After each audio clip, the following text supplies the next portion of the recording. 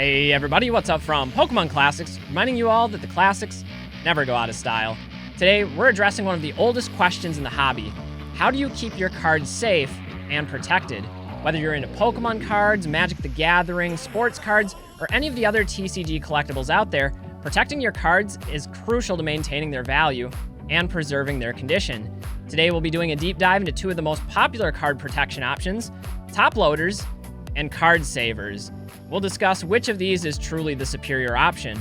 Plus, we'll cover the best methods for shipping cards to ensure that they arrive in perfect condition. Let's get it started.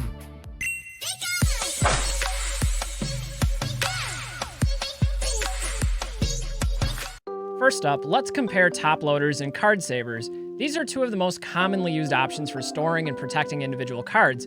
Personally, I use them both, but each one has its own unique advantages and disadvantages to be aware of. Oh, and one more thing, for the next few days, eBay is running a sale on card protection products, and you can use the link down below to browse eligible items, as well as the coupon code PROTECT15 to get 15% off at checkout. According to the sales promotion, the coupon can be used twice per account holder for up to $10 off each order. So that's $10 off a $65 order. Not a bad deal. Personally, I'll be restocking on supplies I use for shipping, but we'll get into that in just a little bit. For now, let's get back to the video. Top loaders are rigid plastic cases that offer strong protection against bending, creasing, and other forms of physical damage. They're great for storing and displaying cards and are my personal preference for shipping individual cards. The benefits of top loaders are pretty obvious. They're durable, cheap, and easy to use. They provide excellent protection for higher value cards, and their clear plastic allows you to showcase your cards without removing them. However, they are heavier and more bulky than card savers, which can make them less convenient for mass storage. Also, cards move around much more freely inside of top loaders, so if you're not careful, cards can fall out partially or entirely, making them more susceptible to damage and to creasing. It's always ironic to me when the protective case for a card is the actual reason why the card gets damaged, or in some cases, creased. I've been there before, and you'll just have to trust me on this, that it's not a fun situation. Of course, you should always sleeve your cards first before putting them into top loaders, and generally, I would only recommend using top loaders for mass storage if you pair them with a card box specifically designed for top loaders. This will restrict their movement and ensure that no cards come loose or accidentally get damaged. Right now, you're looking at my bulk storage system. I keep all of my higher-end extras sorted by set and number, and these little dividers help to keep them organized, and the dry erase stickers on the front allow me to navigate the different boxes seamlessly. We'll talk about this a little bit more later, but I like storing my bulk with top loaders since they're my preference for shipping singles, and this makes the process of picking and packing much more efficient. However, top loaders aren't the only option for card protection. There's also card savers. Card savers are semi-rigid sleeves that are commonly used by grading companies like PSA for card submissions. They offer some protection against bending, but are much more flexible than top loaders, which does make them more fragile. If you've ever handled them, you'll notice the difference immediately, but card savers are thinner, lighter, and more compact than top loaders. On the one hand, this makes them less resistant to impacts or creasing if handled or shipped improperly, but on the other hand, cards rarely move around inside card savers, and they take up less room, making them a preferred option for storing or shipping larger quantities of cards.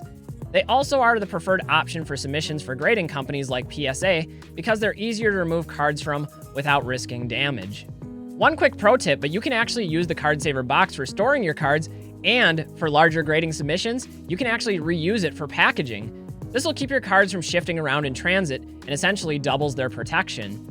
Another recommendation is to use card savers rather than top loaders to display your raw collection pieces. Since card savers are a little wider, they fit easel-style stands perfectly and can be placed on shelves, desks, or any other flat surfaces where you want to display your cards. They're also thin enough to pin to bulletin boards or shadow boxes, which can be a unique way to display your treasures. Just be careful, though, not to stab through the card. Now, let's talk about shipping your cards, which is just as important as storing them. The choice between top loaders and card savers can make a big difference in how well your cards survive their journey. When shipping cards in top loaders, you're providing a lot of protection against physical damages like bending and crushing. However, top loaders can move around inside the mailing package, which could lead to the card slipping out of its case if not secured properly. To prevent this, some people tape the open end of the top loader shut, but that's problematic for 2 reasons. First, tape is difficult to remove from top loaders, and it just looks awful. More importantly though, it risks damaging the card.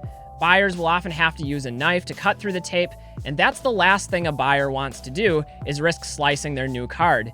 Instead, I'd strongly recommend using resealable team bags to keep your cards securely in the top loaders. This is my preferred method for shipping singles.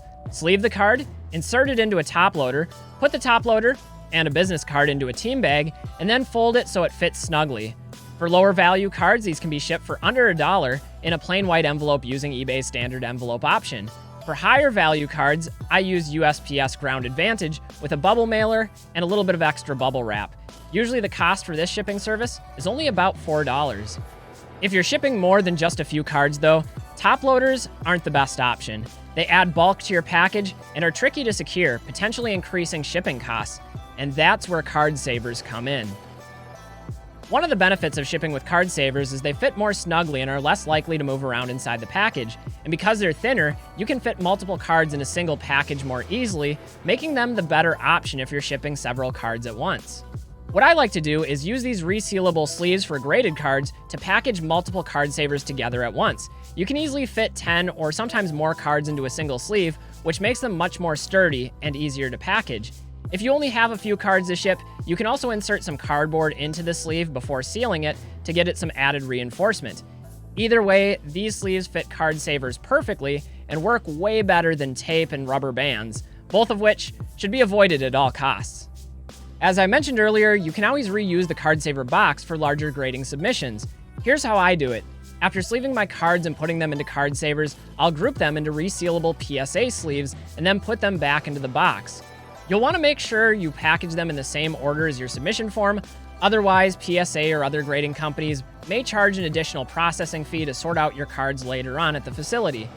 Anyway, if you don't fully fill the box, you can always add some bubble wrap or other packaging material to fill in the gaps. Then you can tape the box shut, bubble wrap it before inserting it into your shipping box along with your submission paperwork.